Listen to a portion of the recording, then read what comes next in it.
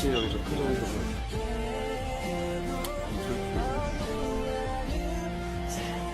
Hello everyone, and welcome back to my channel. I'm Dr. Harley. I'm glad that you're with me, and I certainly would appreciate if you would hit the subscribe button if you're enjoying the content that I provide to you.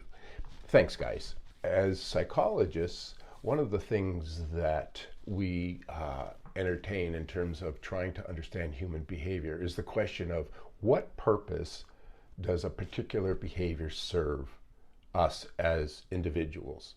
What kind of benefit do we get from it?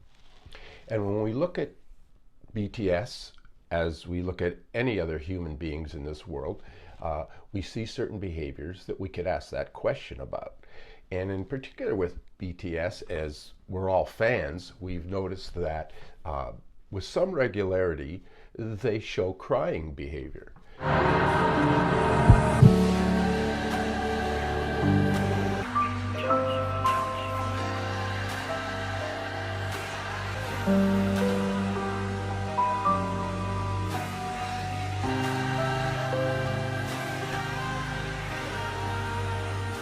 And crying behavior, as we know, is a very normal and an innate part of infancy because it communicates the need for help or assistance in some fashion or another.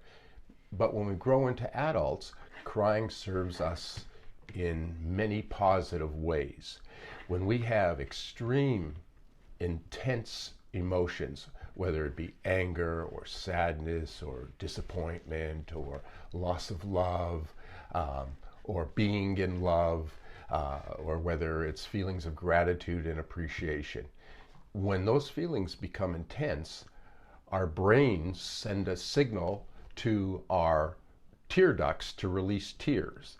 And again, there's a certain purpose behind that mechanism. And I'm going to explain some of those purposes to you today. Let's take a look.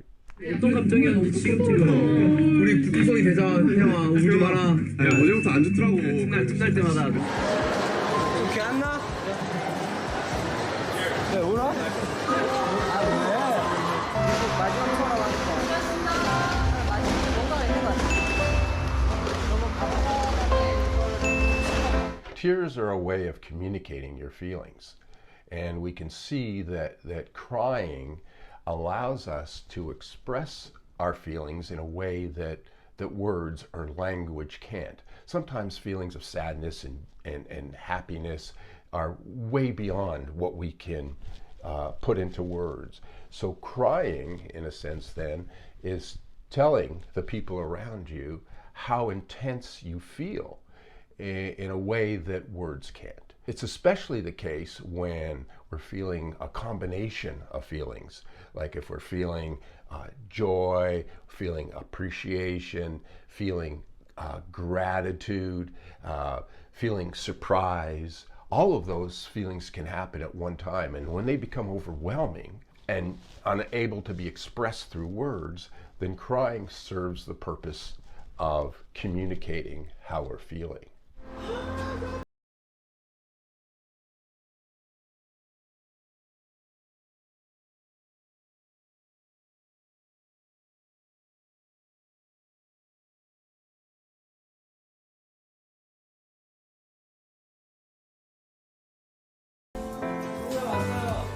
Crying can also be a self-soothing type of behavior. When we're feeling intensely sad or immersed in other negative emotions, it seems that when we cry, it helps us to just feel better.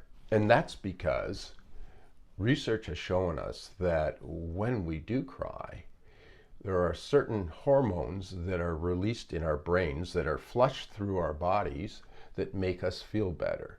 They're like feel-good hormones that are released when we cry. So crying can be a self-soothing behavior and quite rewarding.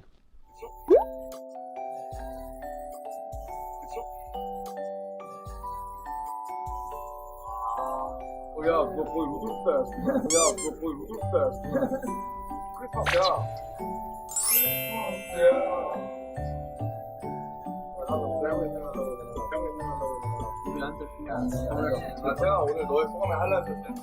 We also know that crying can be a way of obtaining emotional support.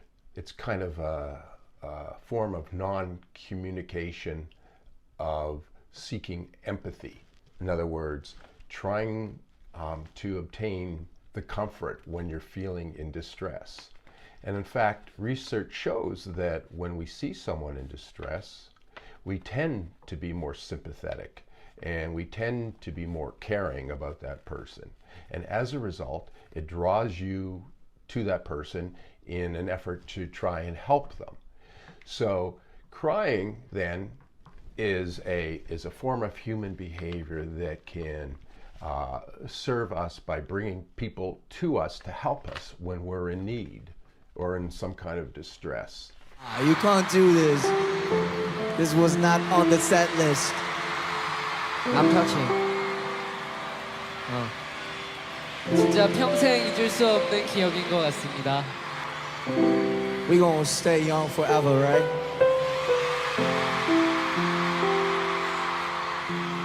Let's stay young forever together! Research has also shown us that when we cry and do receive emotional support from others, that we tend to feel better, as opposed to those people that when they cry and don't receive emotional support. So it's kind of worked into the human system that when we are in distress and cry, we bring others towards us through that behavior. 지민이 거의 안 해줄 때 1위 정도로 오는데? 지민이 형 왜 이래 갑자기? 왜 이러? 지민이 약간 공연에 살고 공연에 죽는 남자잖아. 공연을 하고 싶어요. 공연을 하고 싶어요. 공연이 너무 하고 싶어요. 저는 못 살아요. 너무 하고 싶어요. 살 죽이잖아. 공사를 하고 그래. 나는 지민이가 온 게 충분히 이해가 가. 일단 우리 신기해가지고. 아니 근데 목소리가 그 미안해. When we're incredibly happy or scared, crying can serve to bring us back down to a calmer emotional state. In fact, one of the purposes of crying is that it serves to be a catharsis. In other words, it helps us release all of our feelings, all of our pent-up feelings. And what's important about that psychologically is that it brings us back to a more even state where our feelings are more balanced and we can regulate them a lot more easily. So under these conditions, we cry as a way of getting immediate relief from our feelings, and it helps calm us down. 최근에 저 할머니가 돌아가셨거든요. 정말 소중한 사람이었는데 그 할머니가 돌아가셨다는 얘기가 저한테는 안 믿겼거든요.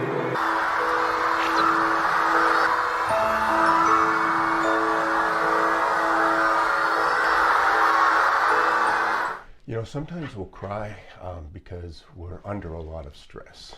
If a person is experiencing a lot of problems in their lives and are feeling under a lot of duress, stress causes our emotional being to be very fragile and very vulnerable. When we're trying to find resources to kind of cope with things that aren't going well in our life, it tends to weaken us from an emotional standpoint because we're putting all our emotional efforts into fighting off what's ever bothering us.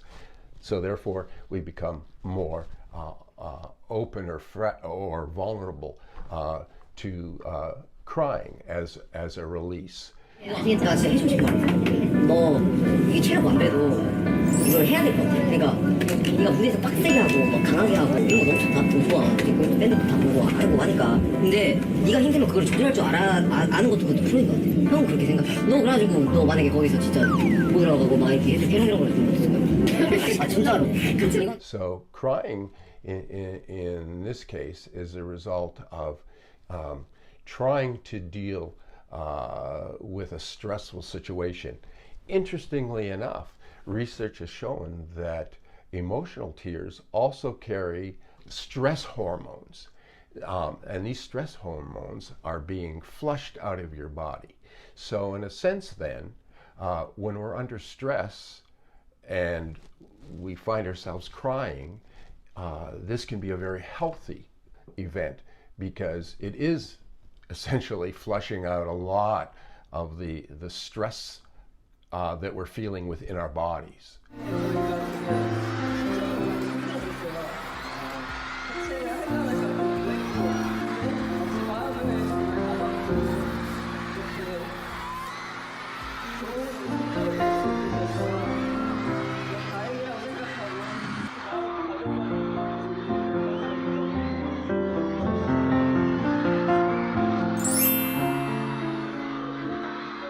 Sometimes we cry when we see an intense emotional response from another person, or if we see them crying.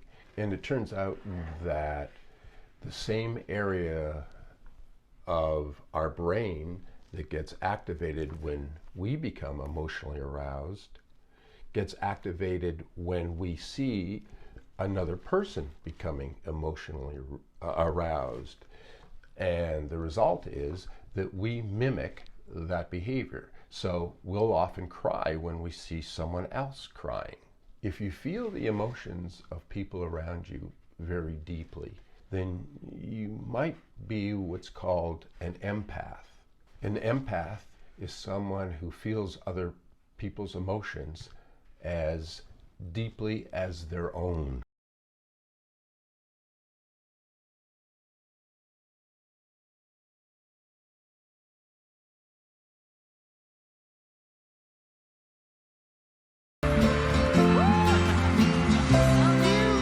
All right, so that wraps it up, guys. I hope you were able to note that crying is not something to be considered as a weakness, but rather crying is something that can be very beneficial to our psychological and physiological state. And so I definitely would encourage you, if you're feeling like crying, don't hold back those tears. Feel free to do it and know that it's going to serve you well. Thank you for listening, guys. And certainly, once again, if you've enjoyed the content that I presented today, please hit the subscribe button. I would really appreciate it. Until next time, peace out.